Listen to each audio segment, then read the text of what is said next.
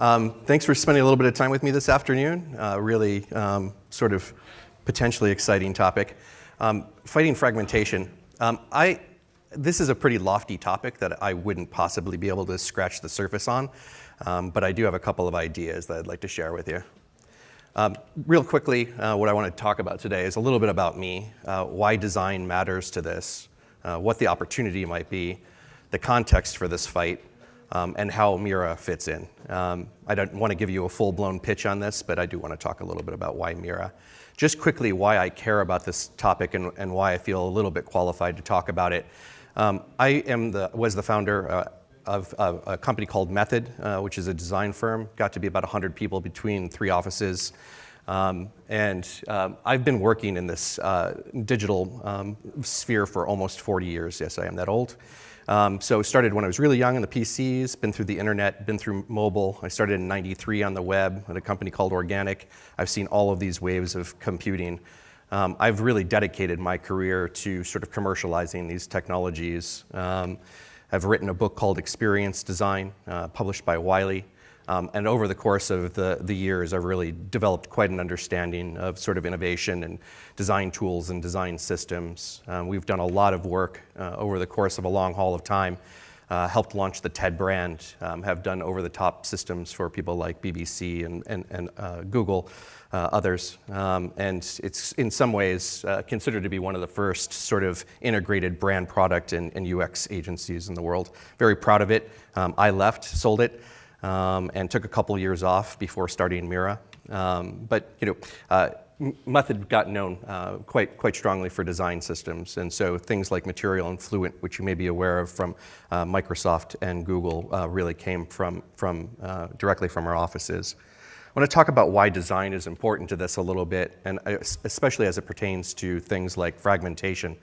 One of the things around Mirra that was really front and center was the idea of being empathetic to an audience that's going to be coming into a completely new medium. And I think that we all, as professionals in this industry, need to think long and hard about how we treat our users and what they're going to care about. This customer centricity matters a whole lot. Design also brings things like service design. So considering the whole of a customer journey, from sort of awareness on through sort of the end of the journey, what are the touch points? What do they need to be thinking about? What do you want them to do? What are their needs? Branding, something else that design brings. We need to be thinking about this as an industry. Why storytelling? How do we tell people about how and why VR matters, AR matters? We bring wayfinding, interaction design. And so one of the things that I was cognizant of is that design was suspiciously absent from this realm when we started this project a couple of years ago. I'm sure that you guys have heard this before. Tim has said some pretty pointed words around sort of what the opportunity in this space is. I think it's very, very meaningful that we really treat sort of these mediums with a lot of care. This wave has really already started, and it's not only about AR and VR. I think about this through the lens of spatial computing more broadly and ambient computing. So what does the sound and ambient devices mean when they're integrated? And we're pretty clear about this, right? It's going to be immersive, distributed, collaborative, and global. This is a really big opportunity for making information access more natural for folks. And so, this transition is not only about XR, I believe. I also think it's about room scale projection. I think that it's about holographic displays. And we all need to communicate in these mediums. And so part of what I feel my charter is helping to find ways for people to communicate with this mediums. So what's getting in our way? And it is about some of this fragmentation. And it's not just about sort of shitty hardware sales. There's a lot of other stuff going on here. There's walled gardens all over the place. And sometimes that makes sense, but most of the time it doesn't. Some people are doing a good job at sort of fighting this, but it's creating a lot of frustration for consumers and developers as we continue to segment these groups into smaller and smaller subsets. It's really hard for people to justify jumping into this given the expense of things. And so from a historical perspective, we haven't learned our lesson, right? What's best for consumers really isn't what's best for the companies. And we've seen it with the internet, AOL, Prodigy, these kinds of things. They had no interest in the web becoming prevalent in mobile computing. We saw it WAP protocol, iOS and Android, and we see it now with app fatigue. And one of the problems that I'm particularly focused on is this creation process. And what we've seen is the barriers for people are far too high.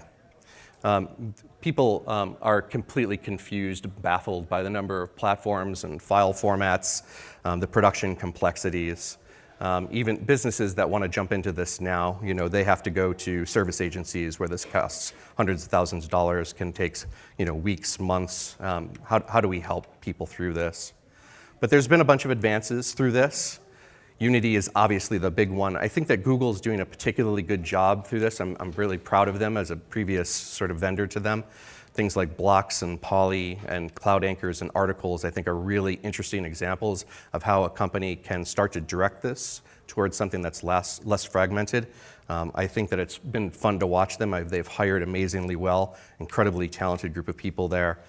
Things like Sketchfab and GLTF on the content side, we really have to help people. 3D content is wickedly hard. People like Gravity Sketch, who was just up here, how do we help people to bridge this gap into the new medium? The file format issue was massive. This shift to GLTF, I think, is a major one in order to get people in there and working. The progressions through the AR cloud, I'm sure that you guys have heard a little bit about this over the course of the conference, and much more to come. 60 AI. Now Google, thinking about how the cloud is going to allow things like for us to coexist with data, and very importantly, I think WebXR. And I think in some ways it would be easy to fast forward to, well, WebXR is the answer for fragmentation, but I'm not sure that it really is. I think it's one more outlet for it, as enthusiastic as I am about XR over the web. So how Mirra fits into this, we thought hard about sort of creation, communication, and commerce. And we really are in a position where we want to make it easy for absolutely everyone. And a lot of developers say everyone, we actually mean it.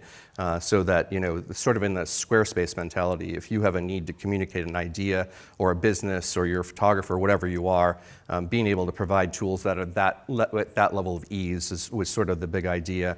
And so it's more about than just design tools. Right now, it's really just a design tool, but sort of flowing in e-commerce capabilities and real-time collaboration, both on the creation side and on the sort of coexisting side, is in our near-term future. So we feel like we're democratizing this. No 3D expertise, no code even possible in the product. And so, we think that we're saving people a lot of time over pre-existing tools. It's completely web-based, drag and drop, code-free.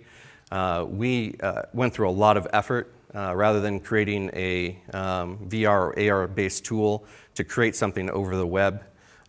We support a lot of file formats and languages, and it's instantly available in both AR and VR, which I think is pretty rarefied. So if you come and create something on the Mirra platform, you actually can view it sort of on a Vive and turn around and see it through ARkit, which we're pretty proud of. And I'm stuck.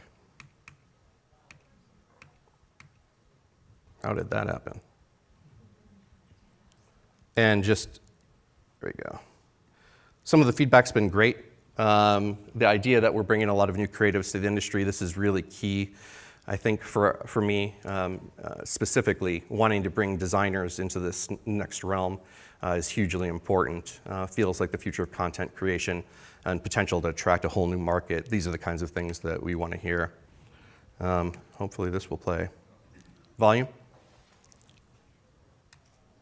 Guys?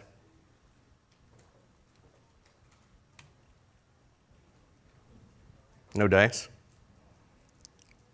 Headphone?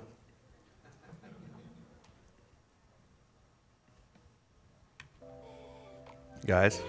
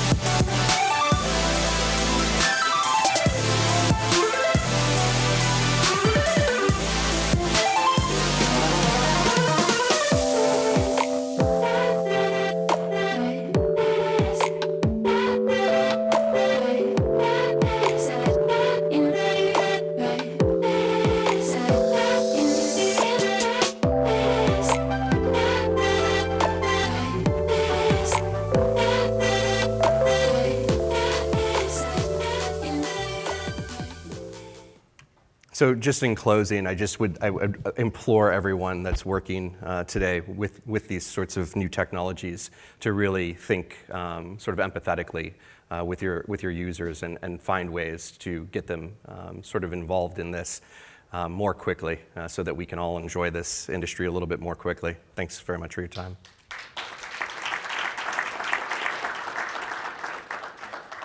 So we have some time left for some questions. Okay, can you use the mic?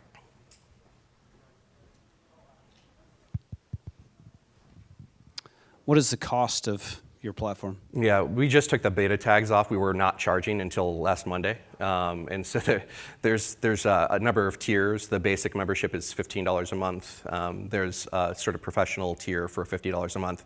There's an enterprise edition for $100 a month, and then we do customization. Eval? 14-day trial. Yeah.